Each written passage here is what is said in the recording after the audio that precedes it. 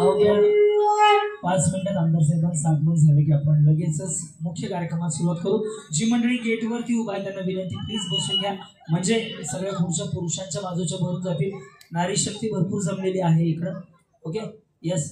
थांबा, एक साईबाबाचं गाणे घेतो, ब्रेक घेतो. चलो, रेडी. गाणं म्हणणार आहे ते